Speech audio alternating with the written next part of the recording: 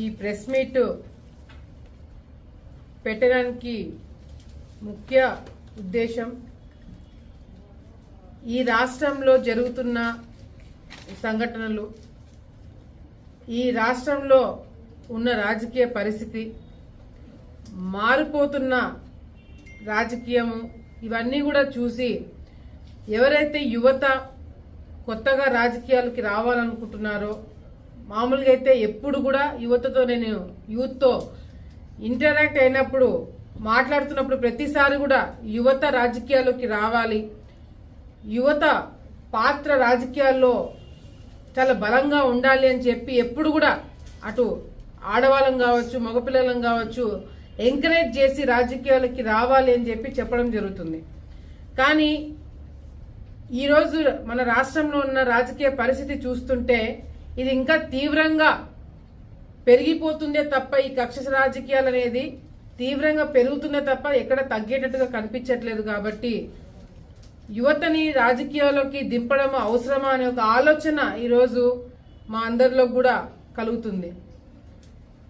ఈరోజు ఈ దేశానికి కావచ్చు, రాష్ట్రాలకు కావచ్చు, గ్రామాలలో కావచ్చు, ఇప్పుడున్న పరిస్థితి చూస్తుంటే మిగతా దేశాలతో మనం పోటీ పడాలన్నా మనకి ముఖ్యంగా మనకు ఉండేది ఏంటంటే మన బలము యువత ఎక్కువ.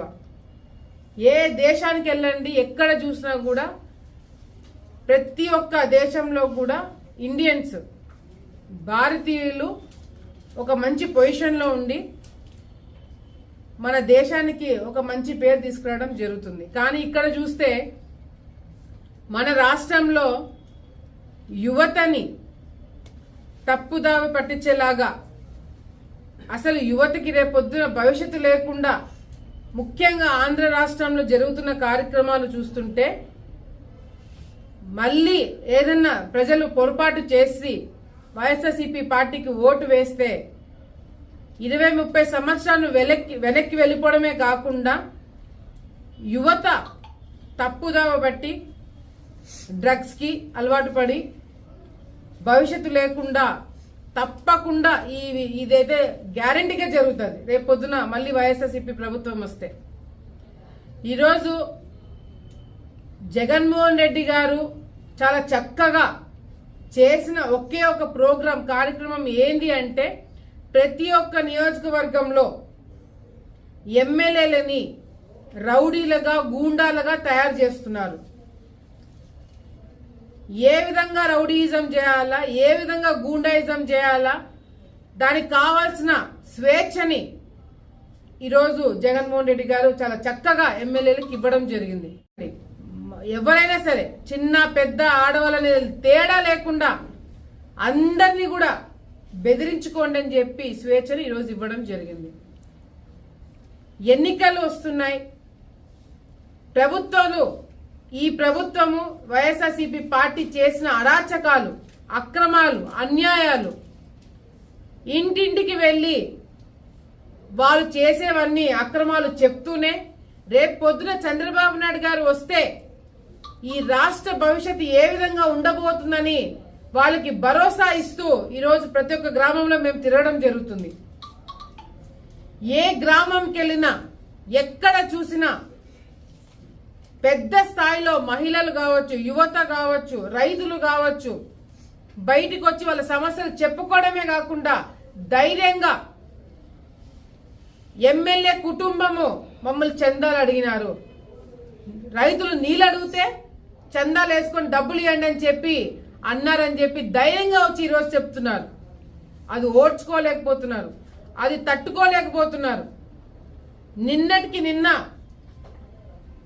భాగ్యనగరం గ్రామంకి నేను ప్రచారంకి వెళ్ళడానికి బయలుదేరినప్పుడు నన్ను మధ్యలోనే ఆపేసి 100 మంది పోలీసులు కోయిలకుంట్ల నుంచి మిగతా దగ్గర నుంచి లేడీ ఎస్ఐలని, మహిళా పోలీసులని దింపి బ్యారికేడ్లు పెట్టి ట్రాఫిక్ ఆపేసి దాదాపుగా 1.5 గంటల సేపు ఒక పెద్ద హడావిడి చేయడం జరిగింది.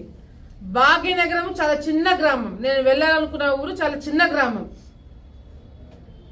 గంటలో ఆ ఊరు మొత్తం ఇంటింటికి అయిపోగొట్టి నేను ఇంటికి కూడా వెళ్ళిపోయేదాన్ని. కేవలము ఎమ్మెల్యే వైఎస్ఆర్సీపీ ఎమ్మెల్యే అని కూడా అనకూడదు. ఎమ్మెల్యే అంటే ఒక హోదా, ఒక మర్యాద, ప్రజలు ఎన్నుకునే ఒక నాయకుడిగా ఎమ్మెల్యేని అంటారు. కానీ వీళ్ళని ఎమ్మెల్యేగా సంబోధించకూడదు. వైఎస్ఆర్సీపీ ఆలగడ్డ రౌడీయిజం చేసే, గూండాయిజం చేసే ఒక నాయకుడు ఏ విధంగా భాగ్యనగరంకి నేను వెళ్ళకూడదు, మధ్యలోనే ఆపేసిన, అక్కడి నుంచి అట్లే నేను ఇంటికి పంపించేయాలి, గ్రామంలో నేను ప్రచారం తిరగకూడదు అనే ఒక మొండితనంతో పోలీసుల మీద ఒత్తిడి పెట్టి అక్కడ నన్ను రానికుండా చేయాలని చెప్పి చూడడం జరిగింది. కానీ ఇదేమన్నా హిట్లర్ పరిపాలన? ఇదేమన్నా బ్రిటిష్ పరిపాలన? మనకి స్వాతంత్రం వచ్చింది కదా, మాకు హక్కులు ఉన్నాయి కదా, మహిళలకి హక్కులు ఉన్నాయి కదా. ఆడవాళ్ళని 5 తర్వాత అరెస్ట్ చేయకూడదని ఇంగిత జ్ఞానం కూడా లేకుండా నన్ను అరెస్ట్ చేసి స్టేషన్కి తీసుకుపోమని చెప్పి నిన్న సిఐ గారు చెప్పడం జరిగింది. ఎవరిచ్చారు ఆర్డర్స్?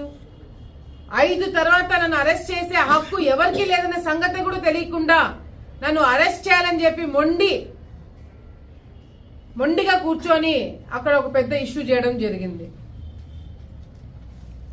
మనం కూడా ఎస్ఐ గారితో మాట్లాడినాం, సిఐతో మాట్లాడినాం, డిఎస్పీతో మాట్లాడినాం, అందరితో మాట్లాడినాం. మీరే మిత్రులు ఉన్నారు.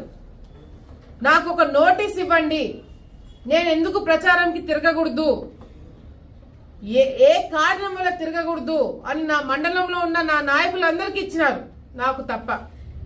ఇవ్వండి అని చెప్పినా కూడా ఇవ్వలేదు. నన్ను అక్కడి నుంచే తీసుకొని స్టేషన్కి తీసుకెళ్ళడానికి ప్రయత్నం చేసినాడు. మా లాయర్లు వచ్చినారు.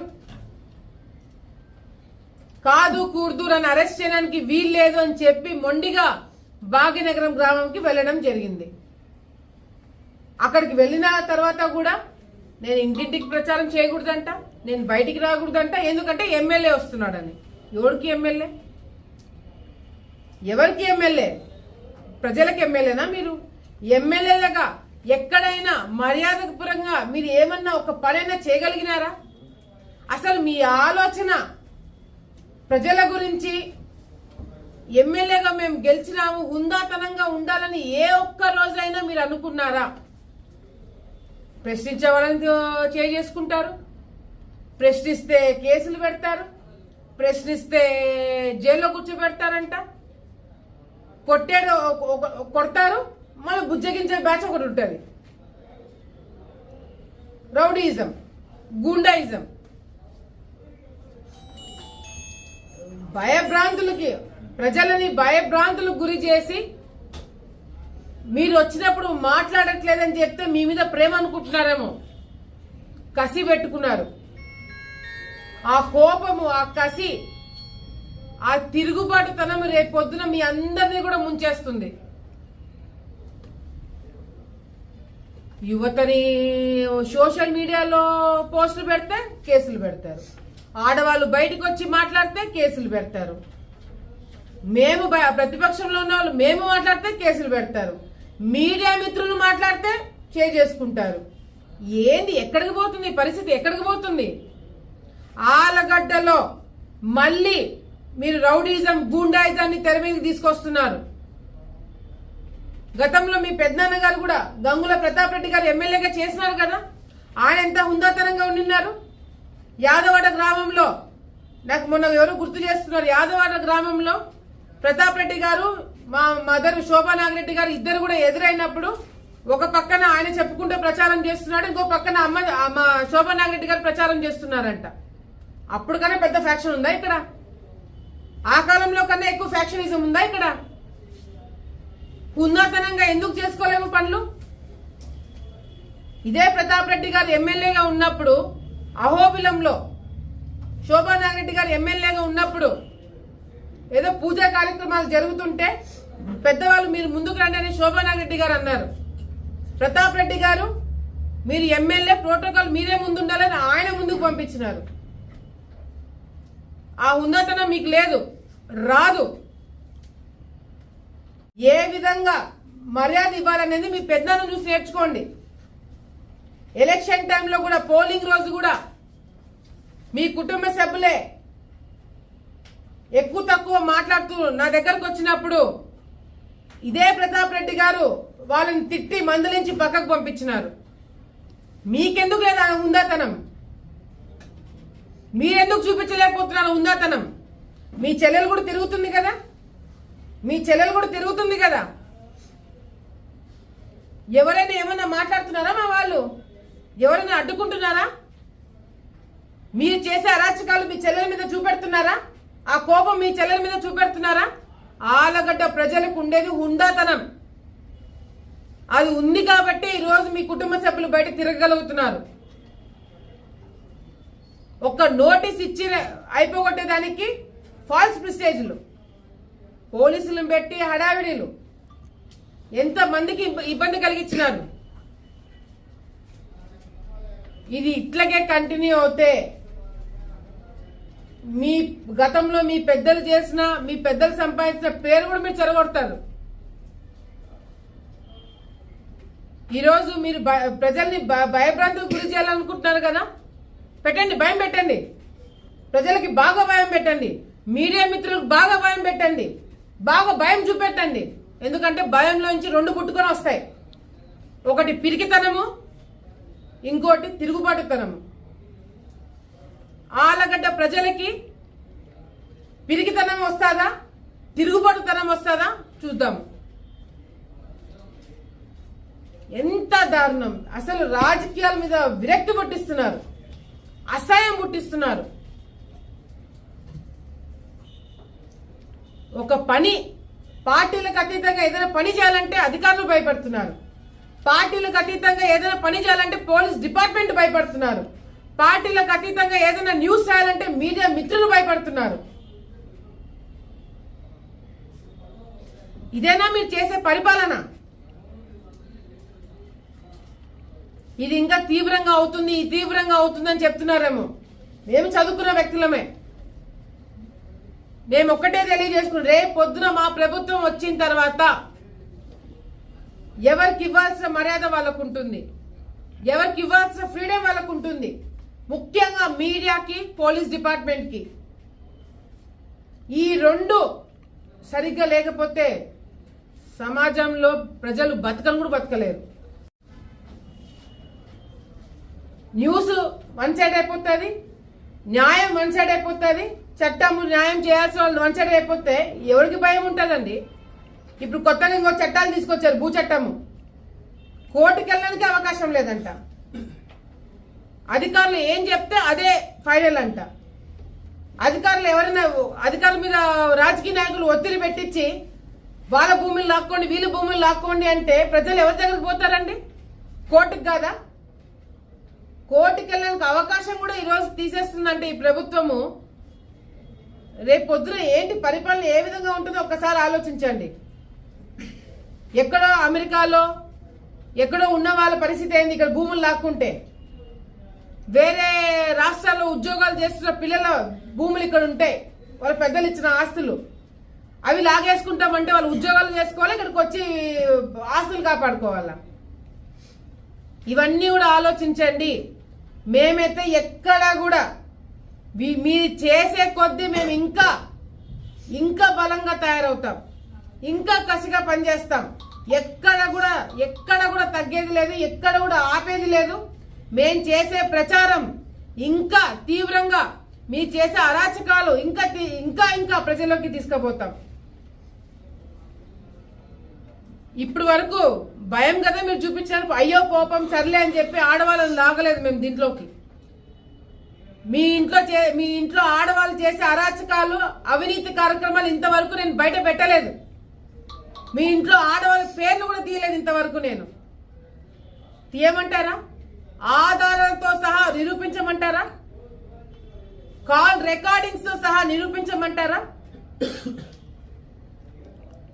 ఆ హుందాతనం మాకు ఉంది కాబట్టే ఒక తోటి మహిళ గురించి తప్పుగా బయటికి రాకూడదు కాబట్టి మహిళల మీద అసహించుకుంటారనే ఒకే ఒక కారణంతో నేను ఆగిన.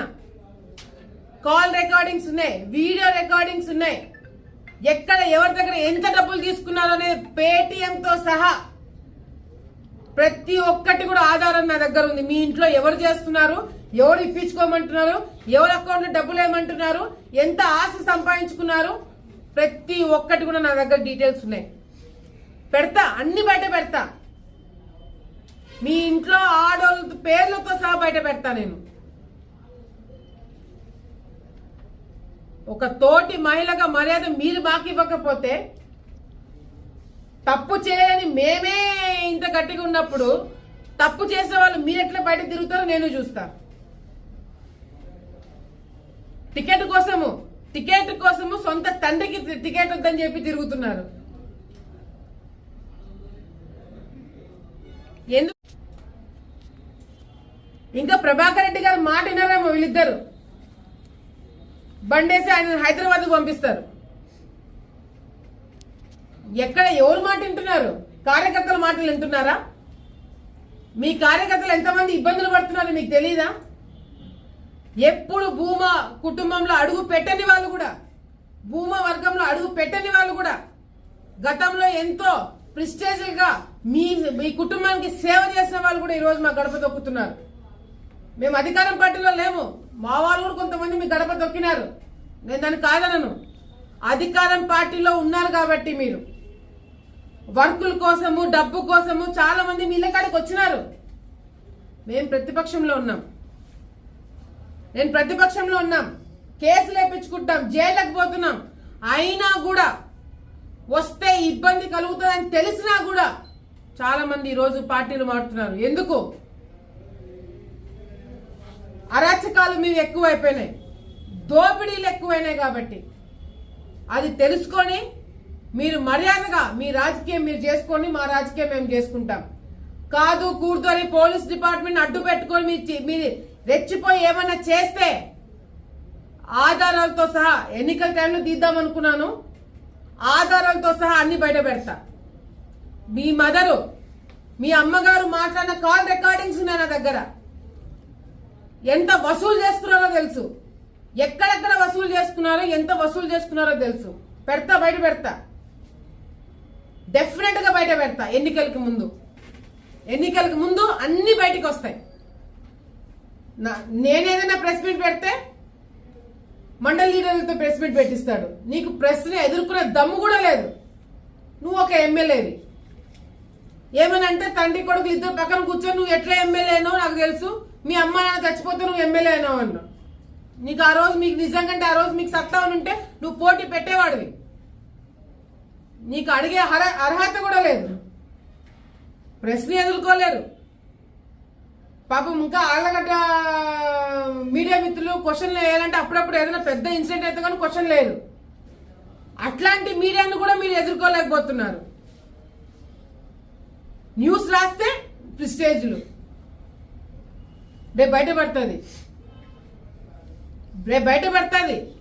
ప్రజలు మీ మీడియా మిత్రులు పోలీస్ డిపార్ట్మెంట్ కి ఎంత మీరు భయం పెట్టుకున్నారో ఆ భయం బాగా పనిచేస్తుంది. డెఫినెట్ గా పనిచేస్తుంది. ఆ